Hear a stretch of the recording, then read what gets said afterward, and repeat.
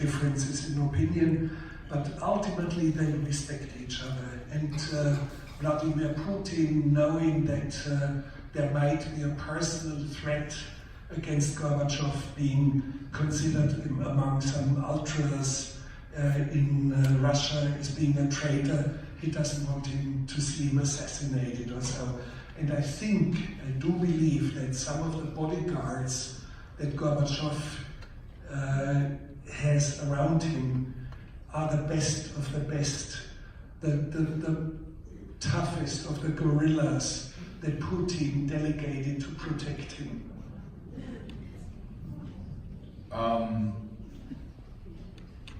One question I did have to ask, especially after watching this a few times. There was a lot of detail in the Austrian news story about the slugs. I was curious about where that came from. And where does this come from? At that time I lived in Austria, and it was the evening news, and I was not really attentive. All of a sudden I see this because I had read it in some news tickers. The Iron Curtain has been lifted. I mean, a symbolic gesture, but of monumental consequence. An entire epoch coming to an end. And I see the Austrian news, and I was balled upright, and I said to myself, do I see what I see? Do I really see what I see? And I was stunned. And then under miscellaneous comes the barbed wire. And when we edited the film, I asked Andrei Singer and his team of researchers and archivists, I said to them, I remember this, find it, please, please, please find it. It must still exist, and it still exists, and I put it in the, I just had no choice, I had to.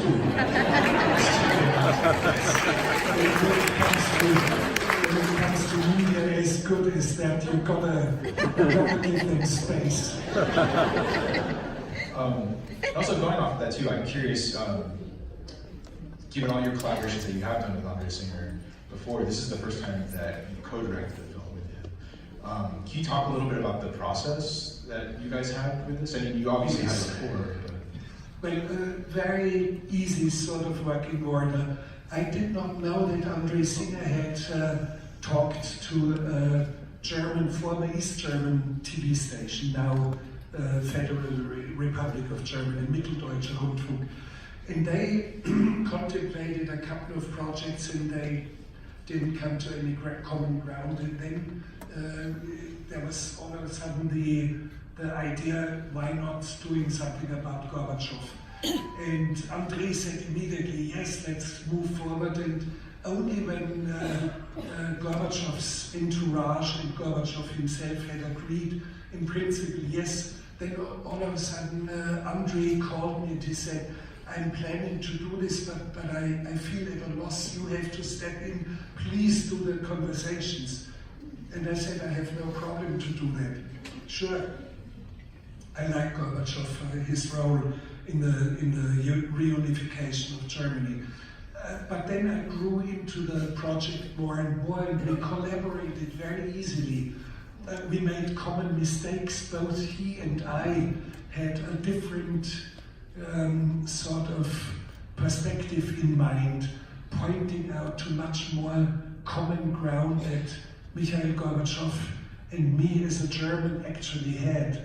We had a similar childhood, growing up in ruins, knowing what hunger was, growing up in a house that had no running water, no electricity, and things like that. So, and we had a first edit, which was done in London, and I flew into London and I saw it, and my heart sank, and Andrei's heart sank. We knew that was a mistake. I play a very, I have to be the person to ask the question. I personally, in my background, are totally and utterly irrelevant, with one exception, that I had traveled on foot around my country, because Gorbachev had traveled on foot a lot and had understood the world and his society and the people through traveling on foot. That was the only thing where there's something we mentioned now in the film. So we committed a similar mistake together and immediately saw there was something not right. And we immediately recalibrated the entire film into a much better direction. How much research did you do? How much research did you do before?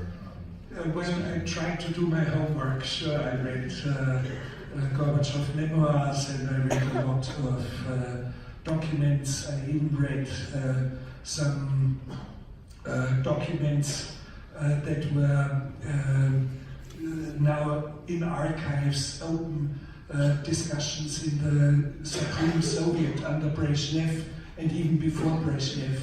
And now you have full transcripts of it, and you have, for some key moments in Soviet Union's history, I read direct transcripts of discussions in the Politburo.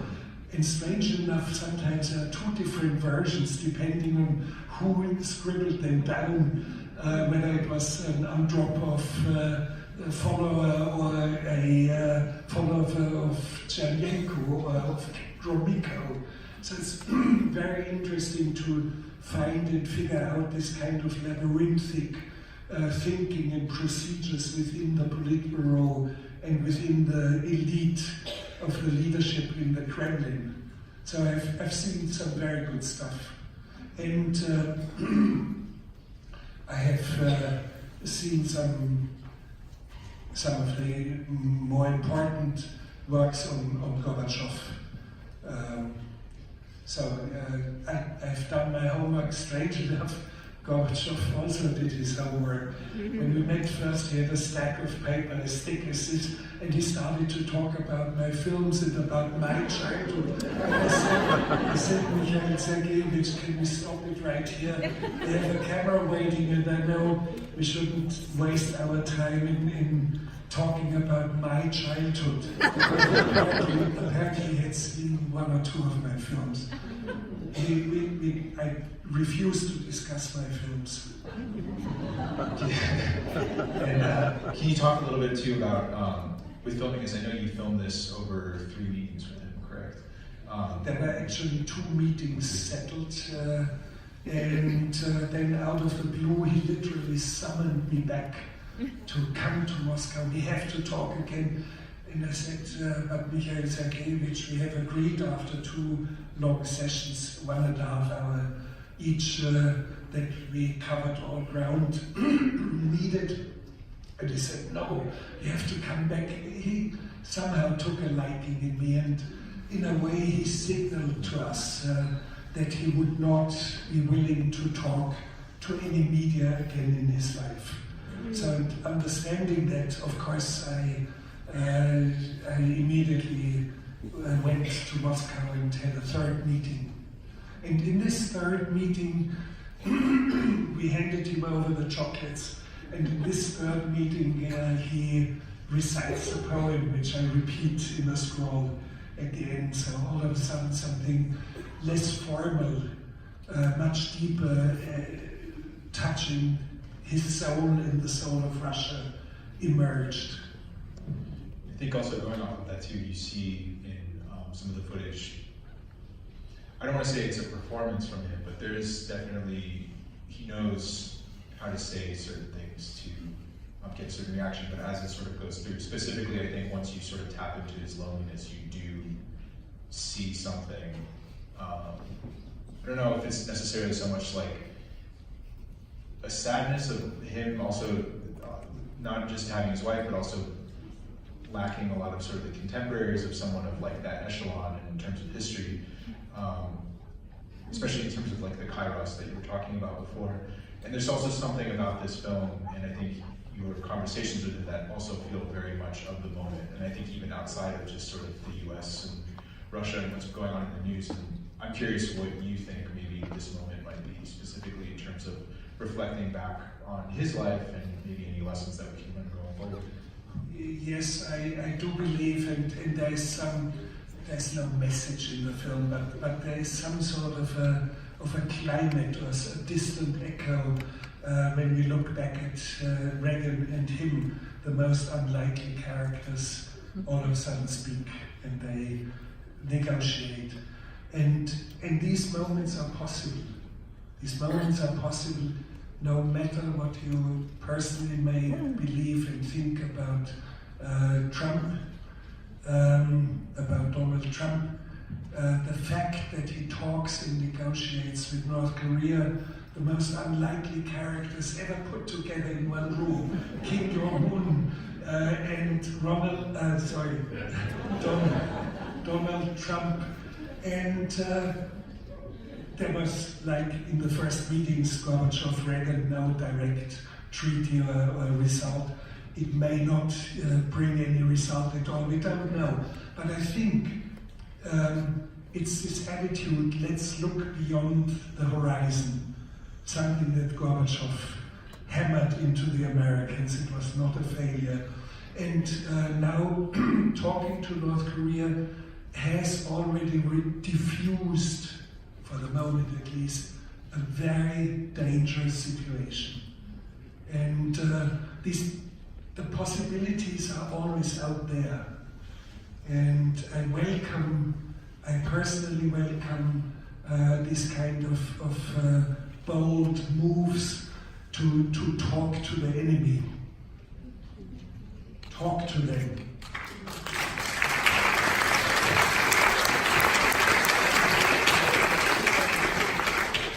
In closing, I wanted to ask you what's next on deck. Well, what's next? I already finished 2 more films. One of them about Bruce Chatwin, it's called Nomad, in the footsteps of Bruce Chatwin, which I did for the BBC. It had its world premiere at the Tribeca Film Festival on Sunday, and I couldn't even attend my own world premiere because I have yet another film, a feature film, a narrative feature film I shot in Japan with Japanese actors in Japanese language, which crazily enough was officially selected by the Cannes Film Festival. So